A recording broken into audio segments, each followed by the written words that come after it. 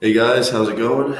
So today we're going to be moving on with chapter 5 of Business Management IB, or chapter 1.5, sorry, which is external environments.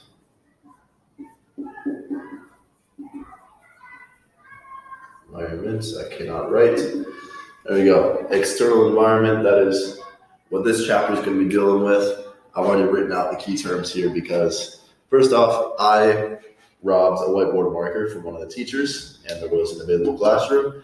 Also, because I feel like this is more interesting both for me and for you guys than just me sitting in front of the camera. So, chapter 1.5, let's get right into it. So, this chapter has really just one key point to it, which is the STEEPLE analysis. And the STEEPLE analysis is basically just another analysis tool I mentioned in previous chapters. It's used alongside a SWOT analysis typically. Now, reminding ourselves what a SWOT analysis is. SWOT is strengths, weaknesses, opportunities, and threats. Strengths and weaknesses are internal factors. Opportunities and threats are external. This really is mentioned in that chapter as just another way to look at opportunities and threats, because as the name of this chapter indicates, these are all external things, right? External factors that are going to influence a business and impact its decision making. And so we're going to get into exactly all of these aspects and how do they impact the decision making of a business. Now, it's a lot to memorize. I don't have it memorized. Actually, I have my notes in front of me here. And I'm just going to be running through basically what are the basics. All right, so the first point on here is the social point, all right? Now, the social point, these are the roles and attitudes of people. These are cultural and religious beliefs, education, just also demographics. That's a key one. But basically, any of the factors of a society, right? Just think of anything, like when you think of a society, we live in a society, right? Anything that's in that, we're talking, what kind of people are there? We're talking about race. We're talking about beliefs. We're really talking about even just like shifts of opinion.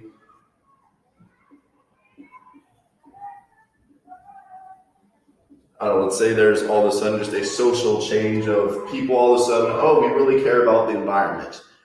Well, then maybe all of a sudden you're going to start seeing sales of, plastic bags. People are going to be buying fewer plastic bags,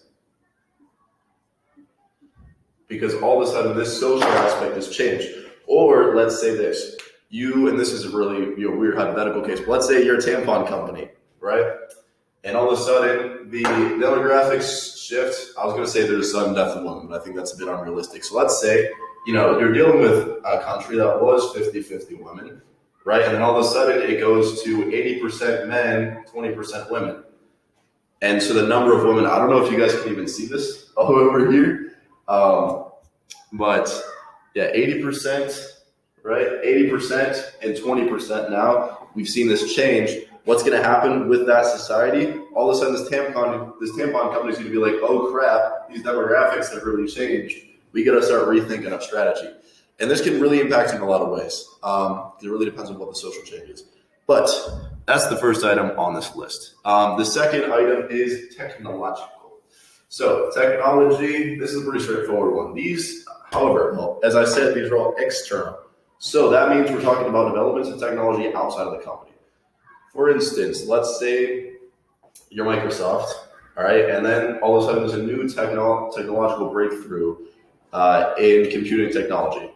Well, all of a sudden your industry is about to change forever. I mean, I think technology, like what we think of as, iPhones and that kind of stuff, is really a great example of this, because all of a sudden, if your iPhone, if Apple comes out with a new model of iPhone with a new type of technology, all the other companies in the sector got to catch up and they got to do the same thing. I mean, Apple, I think even a really good example is the iPod. I think this was a key one that my business management teacher used to talk about technological development. The iPod, Apple came out with the iPod. Before this, there was not of this kind, any type of music player that could store that many songs on that small of a device anywhere in the world. And all of a sudden, all these companies started saying, hey, we got to start developing a product that can keep up with the iPod. So that was an important one. All right, technology. Next, let's get to economics. So that is the state of the economy. Is the economy going up or is it going down? If the economy is going down, that's really going to make things hard for you. Also, what are the tax rates? This can also be used to decide where to go to. let's say, you got one country where the income tax rate the corporate tax rate is, 40%. And then there's another country where it's like the Cayman Islands and it's 5%. But you're going to be like, all right, let's go to the Cayman Islands. It's a pretty simple one. Obviously, it's not that simple, but if there's then other factors you got to take into account. But on the economic side, that's an important one. Also, exchange rates and foreign relations. Let's say you're a company that operates in India and you're operating with rupees, and then all of a sudden you have to deal with the dollar, right?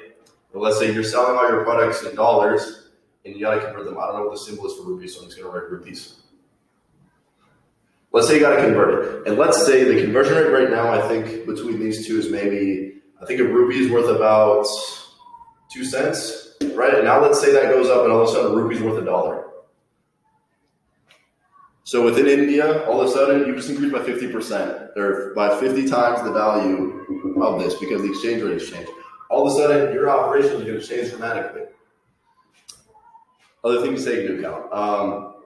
Also inflation rates, employment rates, so basically anything on how is the economy doing, how are the relations between different countries, all those things, very important. All right, next, environmental. This is the abundance of natural resources, threats to nature, natural disasters, waste disposal, recycling, those kinds of things. Are you caring for the environment? Is the environment caring for you? Is the environment providing for your company the resources that it needs? I think the biggest thing people get mixed up here are the 2 E's. Because you can see this is STEEPLE, the acronym.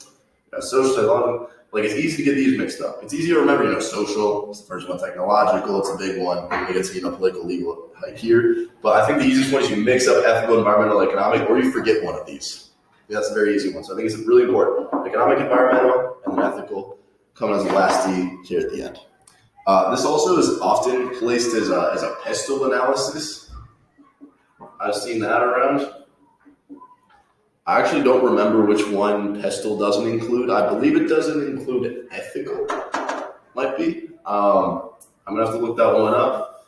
I'll put it in the description to confirm for you guys. Is it PESTLE? Which one does it not include? Because that's a key one.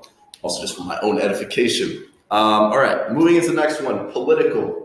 Political and legal. This is one where it gets a bit complicated because political really, I've messed this one up many times. All right, so what counts as political? These are laws and any kind of policies. Anything the government's doing. Gov, laws. I think a great example of this would be, and this fits into political, not legal, political. Again, this is because obviously you think legal, you're thinking laws. No, not laws. Laws is political. I think a good example was net neutrality, which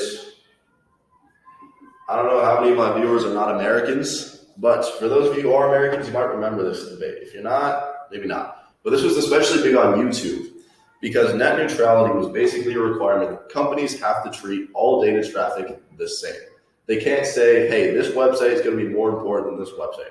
You know what, we're going to give a crappy service to YouTube, and if you want YouTube regular, you got to pay a premium, but Netflix, we'll treat you normal. And if you want to go on Twitter, we'll actually give you extra fast internet, and we're gonna charge packages. I mean, there are people, because this net neutrality said you can't do that. You got to treat all of these platforms the same. People thought that, well, if we get rid of this, all of a sudden people are going to start treating these differently, and we're going to have to be treating the internet like cable news or like a cable, TV package, and I'm going to have to pay the YouTube package to be able to use YouTube. That didn't happen because net neutrality got overturned a few years ago, and more or less that has not happened. That said, this is a good example of a regulation. Net neutrality required these businesses to behave in this way. You got rid of it, and now businesses, in theory, any internet company could start doing this if they wanted to. They haven't, but they could. Anyway, that's an elaborate example, but political are laws, policies, any kind of limits, changes brought about. The other thing is, this does include, what's in the name? Politics, right?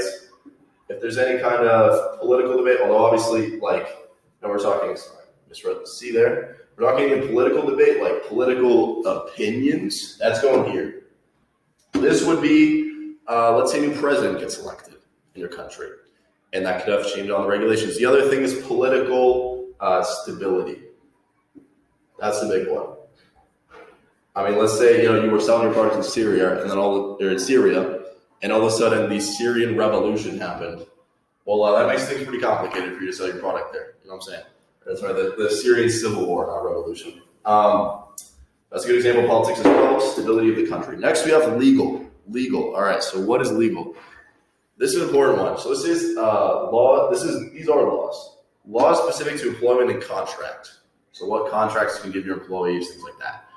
Environmental regulations, and trade unions. What are the laws around trade unions? What trade unions are there? Those kinds of things. Again, I think this is very easy to kind of mix these two, but these are very specific type of law. All right, they're the employment and contract laws, environmental regulations, and laws regarding trade unions. Everything else, so anything with employment, consumers, any kind of fiscal monetary policies, those are political. This is specific. All right, specific to employment, trade unions, and environmental protection and regulations. Again, you might say employment can kind of fit in both categories. That's true. So employment regulations is a bit of a gray area. You can really put them either way. I'd probably put them here. You could put them here. And again, it's not like on an exam they're going to ask you to do all of this for a company. I doubt it. But they might ask you for this on an internal assessment especially. And finally, sorry, I got to get down to the bottom of my notes. All right, finally we have ethical. All right, ethical. These are basically just company ethics. I mean, this is a pretty straightforward one. Is your company being corporately responsible? Is there a fair competition? Is there any kind of bribery or unethical or illegal or hidden business transactions out there? And client confidentiality. That's to say what your client does is not you're not passing off your client's information to third parties. And Google. No, but I mean even Google does it in an ethical manner, in quotes, because what Google has done is they now ask you if you want to give your information. They do it in a very underhanded way because it's more like, we're going to do it.